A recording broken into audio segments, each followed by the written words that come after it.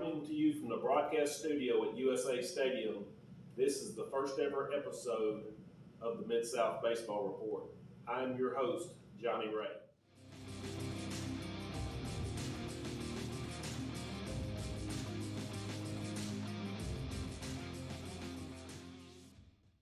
Before we get started with our first show, let me tell you a little bit about myself. I am a lifelong resident of the Mid-South area. I played collegiately at Northwest Mississippi Junior College and also Delta State University, where after my senior year I signed a free agent contract with the Cincinnati Reds, where I pitched in their organization for 5 years. After that time, I have coached for 20 years at the high school, college, junior college, and also the travel ball levels. For the past 10 years, I have been tournament director and facility manager at USA Stadium in Millington, where we have ran high-level tournaments spring, summer, and fall. The purpose of this show is to highlight all levels of baseball in the Mid-South area. If you're tuning into this show, you already have an interest in baseball. We intend to cover many topics as well as educate you about the game. Recently, we had the University of Tennessee and Louisiana Tech play a fall date here at USA Stadium, where we had in the neighborhood of 3,000 people in attendance to watch. I had the opportunity to sit down with both coaches, Tony Vitello from the University of Tennessee, as well as Lane Burroughs from Louisiana Tech. Both teams were coming off of top 25 finishes in 2021. And as you probably are aware, the Volunteers made it to the College World Series. Also in this first episode, I interviewed Kevin and Kyle Booker. Kyle is a second-year player for the University of Tennessee. Kevin, his dad, played professionally and has also been around the travel ball circuit for many years. As we wrap up this first show, I want to show you a video clip of USA Stadium's own Tommy Rogers. Tommy was selected to throw out the ceremonial first pitch because of his 40-plus years of dedication to USA Stadium. In coming shows, we're going to sit down with Tommy, who is our resident historian, and talk about some of the events that he has seen through his times here at USA with the Olympic teams and all the international games and how this facility was actually built. Ladies and gentlemen, our very own Mr. Baseball here at USA Stadium, Mr. Tommy Rogers.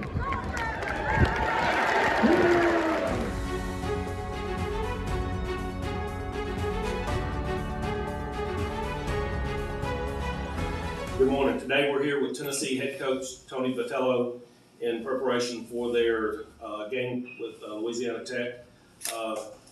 Coach, coming off a 50-18 season in 2021 and the trip to the College World Series in Omaha, I'd like for you to talk about that season and what it meant for you as a coach and for the whole program. Well, I was anxious to get back to Omaha. It had been a few years, and it's the place everybody grows up and dreaming about going as a player. And then once you're out of eligibility, you'd like to go as a coach. But, last year came with, I believe, 50 wins.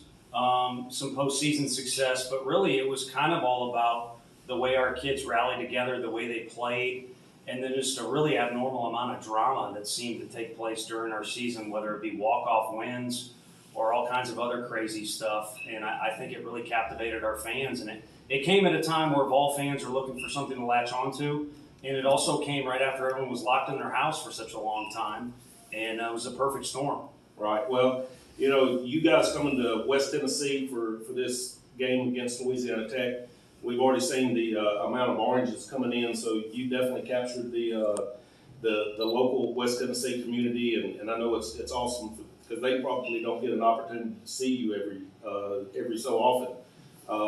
Talk about some of the players that you have that's going to be major impacts for you this year. Yeah, we've got some returning players like Blake Tidwell from Loretto, Tennessee. He was a staple for us and weekend starter the entire year, even though he was a freshman. So he's kind of the favorite to be the Friday night starter. But to be honest with you, a Chattanooga kid named Camden Sewell could do a variety of things for us and maybe even start on the weekend, even Friday. And then Chase Dolander, who came from Georgia Southern, and Seth Halverson, who came from Missouri. Those are our two transfer portal guys, and we kind of struck gold with both. Those two guys are front runners to be weekend starters as well. But, Drew Gilbert and Jordan Beck have been, contributors in the lineup for 2 straight years, and now they're juniors. It's their time to lead. And those are the two guys that we expected the lineup to revolve around, but we're blessed to have Luke Lipsius and Evan Russell back as super seniors. And those guys will not only lead, but also be a huge part of that lineup. Right. You hit kind of on some East Tennessee guys and also one West Tennessee guy in Evan Russell. But, you guys, as I said, coming to West Tennessee to play, and we've got some local flavor. Expand a little bit about Evan Russell and his role, and also Kyle Booker, Christian DeLashman, and Ethan Payne, and how they're going to fit in as your season moves forward.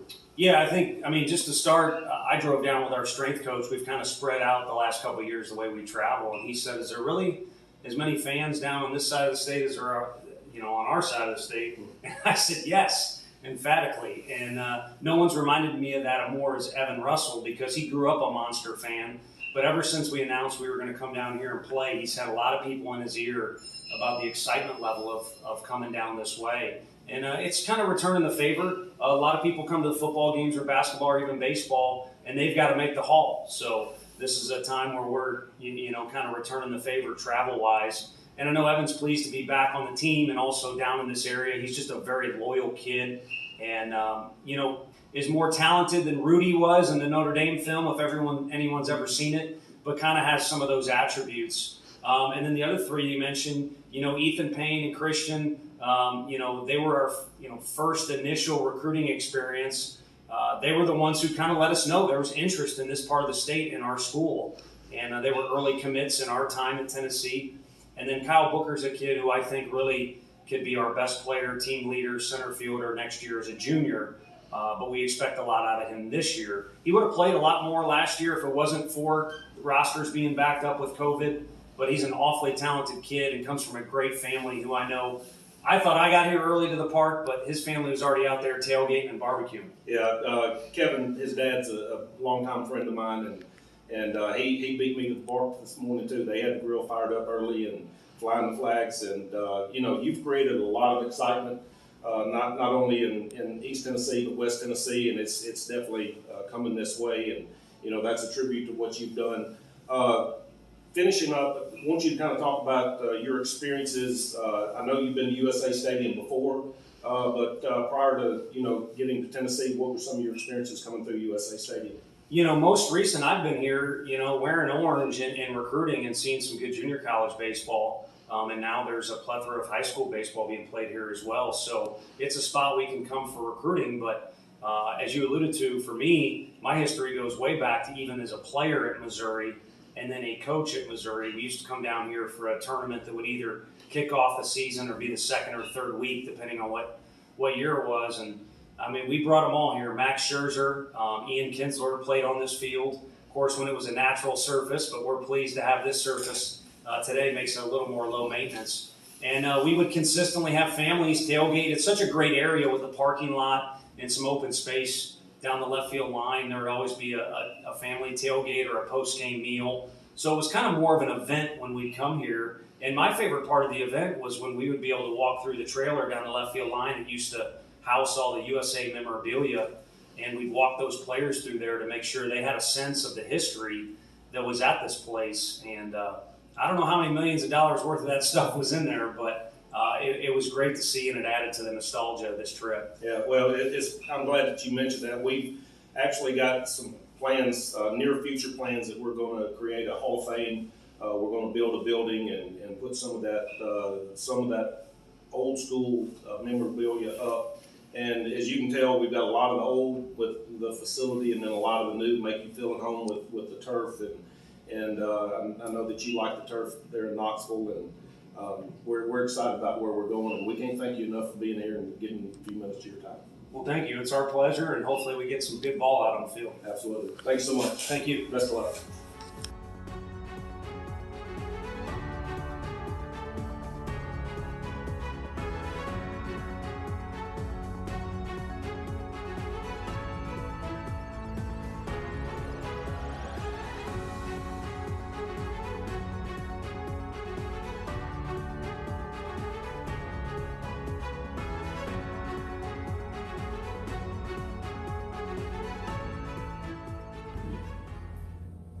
got the pleasure of sitting down with Louisiana Tech head coach Lane Burroughs, somebody that I've known for a long time. I've watched him grind through as an assistant, and now starting his sixth year.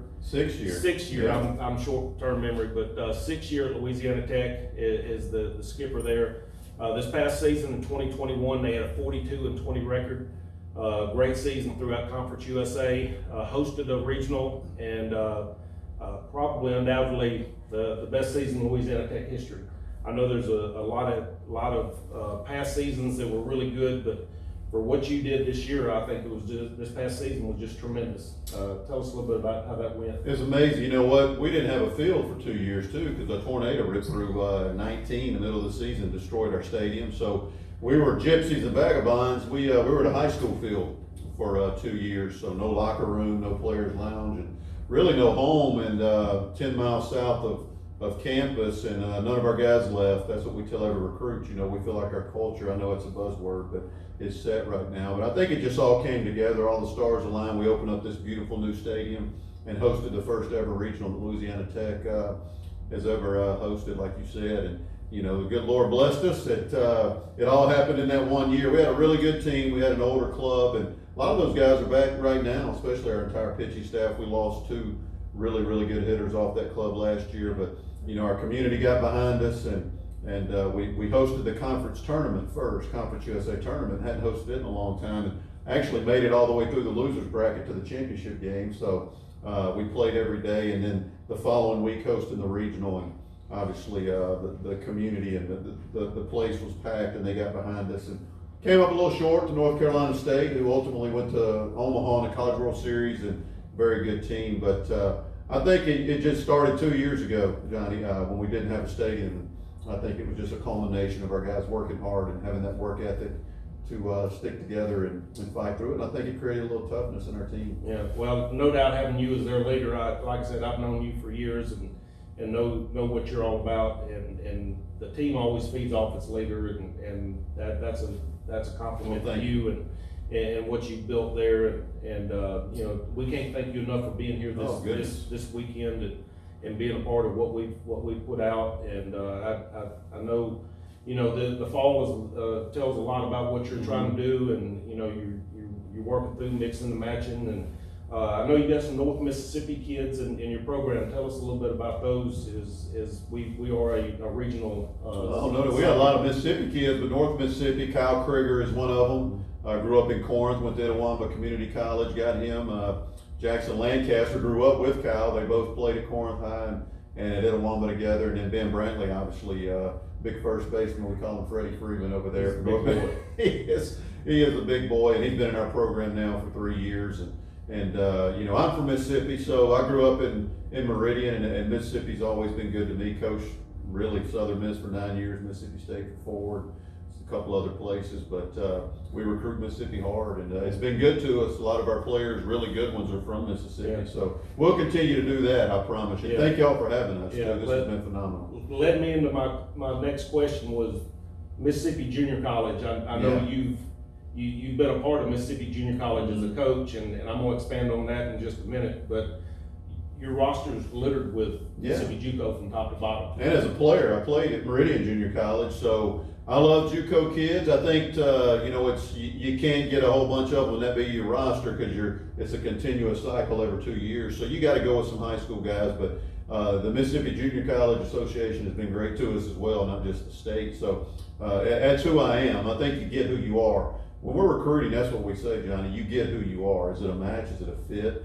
And those kids are what our program's all about. It's a level of toughness, maturity, and like you said the word grinding it out earlier. And you know, that's who I am, blue collar, and wasn't a great player, had to fight for everything I got. And those are the kind of kids we want, and I think it's the kind of kids we have in our program. Yeah, I remember the first summer I probably met you was, I'm gonna say 2000, 2001. Yeah. You're here in Memphis recruiting the Keith Hagan All-American. Oh God, we were talking about that today, that tournament, yeah. Yeah, you're fighting mosquitoes leaned up on the fence. They're from can to cane all day long. That's right. And you know, you're there and you're grinding, and I just, by chance introduction, we got to talking, and so I followed your career and just, you know, think that you've done just a tremendous Well, I job, and appreciate I've you always tried to follow that. I got two more questions, Yeah. and I'm trying to figure out which way I'm gonna go with them.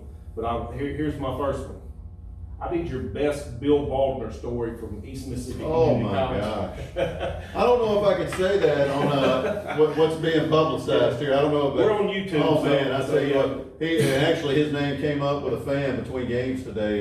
Ran into somebody and we talked about Coach Baldner. He had played for him. You're right. And Junior Weaver, good That's friend who of it was. mine. Yeah, Junior Weaver. Yeah, I met him today, and I only worked there. Here's the amazing thing: 6 months. I only worked. Then I went to Northwestern State that summer. But Coach Baldner gave me my first opportunity after leaving graduate school at Mississippi College, where I started coaching. He gave me really my first job and as a coach, and he was great to me. But you know, we talk about the bony finger. You know, he would take those two fingers and hit you in the chest with it. So me and Junior were talking about that Right. today. But the stories are endless with Bill Baldner, Yeah. I can assure you. So No he doubt. was good to me and still a good friend of mine to this day. When he, you know, of course, he was a Northerner, and probably Yeah. majority of the people that's gonna hear this is not gonna know the Bill Baldwin story, but he was coaching at Lamar Academy. That's right, And in I was- Meridian, yeah. He was coaching there, and I was a senior in high school, and that was my first introduction to him, was my senior year of Oh, high my school. goodness.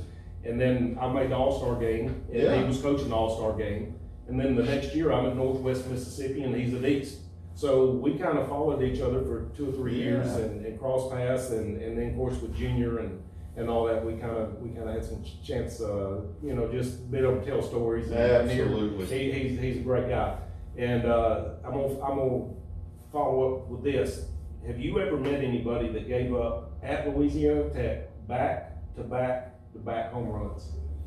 Do you know anybody that's had that feat accomplished? I do not, that I'm aware of. I may know somebody. Well, you do, because you're talking to them.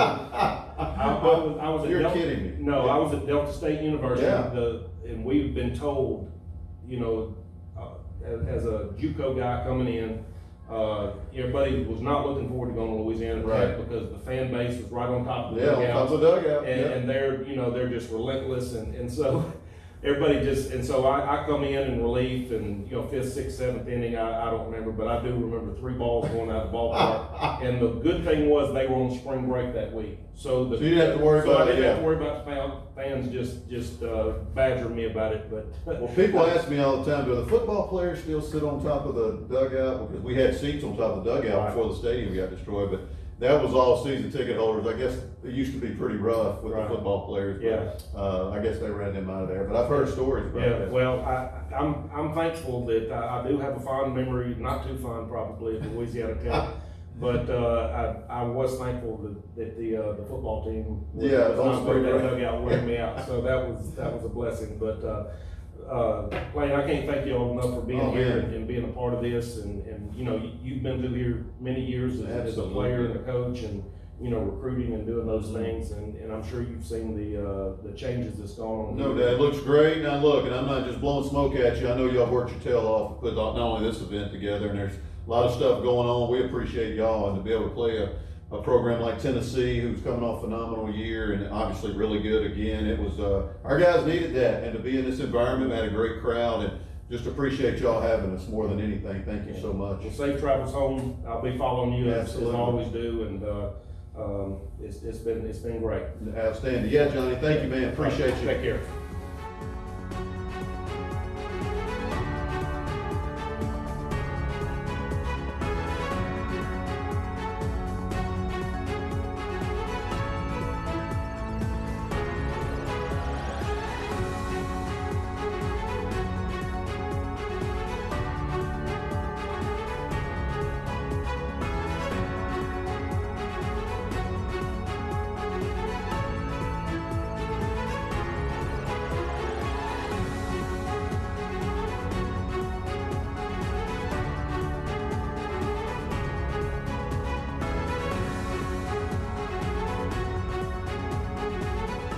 Sitting down with Kevin and Kyle Booker. Kyle will be in his 3rd year, I believe, is that right? 3rd year in the Tennessee program, 2nd year in the Tennessee program, and a local product from DeSoto Central High School. And I want to get their feedback on from Kevin. I want to talk to him about the travel ball aspect and some of the things that he's seen through his years as a as a player and now graduating through and having his son as a player. And I want to talk about Kyle, some of his experiences. So first, Kyle, tell us about your high school career at DeSoto Central and how you got to University of Tennessee. Okay, well, I'm Kyle Booker. I'm a sophomore here. Came in, 2020, and graduated in 2024. I'd say one of the biggest changes from going to, high school to college would be just the competition, because high school is, just everybody, that can make it, and then college is the best of those people, and then it keeps leveling off when you go to pro. And so I guess really it's just playing with a whole bunch of dudes that can play. Speed of the game is probably really speed of the different. game is different. So that's one thing that Coach Vitello talks about. He's just talking about slowing the game down yourself and just getting acclimated to the game. Yeah. Kevin, you were a player once upon a time, a pretty high draft pick out of college and threw some pro ball. Has the game changed any since you were a player? Tremendously. These guys are way better than we were at such a younger age. I mean, the specialization, where multiple sports was, something that we did a lot of. I really didn't, he played recreational basketball and some other sports, but primarily we spent a lot of time, we invested all of our time in baseball. Right. Do you think, what do you do during the summer? Where do you, I'm sure you're shipped off. Well, it's actually really different now, so college. I just recently got back from playing summer ball in Orange County in California, and that was definitely an experience playing down there with some guys. And this following summer, I'll be playing in Cape Cod, in the Cape Cod League. So two highly well thought of leagues, and Sure. that means the University of Tennessee has plans for you. Where do you see yourself fitting in to this year's program, and where do you think ultimately, what's your goal? Well, fitting into the program, I just think that last year definitely helped, with that Omaha group, that it just helped me stick around more, so I, kind of got more of a feel for the organization, and I think just knowing my role really, because everybody has a role that they need to play, and just knowing who you are and how you can help the team win, I guess is the best part of it. Yeah. What's your strengths as a player? My strengths, I'd say, is definitely getting on base. I'd say, once I get on base, I can get myself in scoring position, and I can get the next guy, a free yard guy. And if I need to, I'll definitely drive over somebody's head. So. Right. Hadn't been easy, has it? Following your son around and all the dedication it takes from a family, and I know that's tough. Talk about some of the trips that you got to make and some of the experiences with that. Well, I think, the one thing that what it brings to mind is the sacrifices. I mean, I would, having a chance to go see that team play in Omaha was awesome, the SEC tournament. So, it's a sacrifice, but again, to be blessed to have the ability to get out and go see these guys, I wouldn't trade for the world. Yeah. You just want to see their dreams come true. As an 18, 19-year-old Kevin Booker, could you have seen yourself living in Orange County for the summer? He may not know it, but he's having the best time of his life right now. I mean, those guys, it's a great part. It was beautiful out there, and just to go play baseball and wake up just with baseball on your mind. Fortunately, he doesn't have to have the stress of a lot of things, so he can really focus, and that's what I want to see him do. So it's just seeing his dreams come true. Well, I want to thank you both for your time. I know you're kind of in a time crunch, and I appreciate you sneaking out of the dugout for Robert, thanks for having me. Yeah, best of luck. Thank you. Yeah, Yes, sir. Yeah.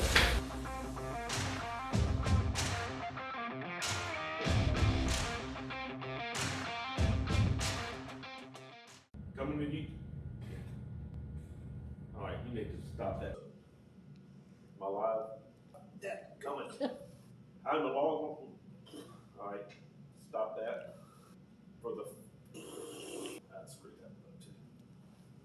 The level of go.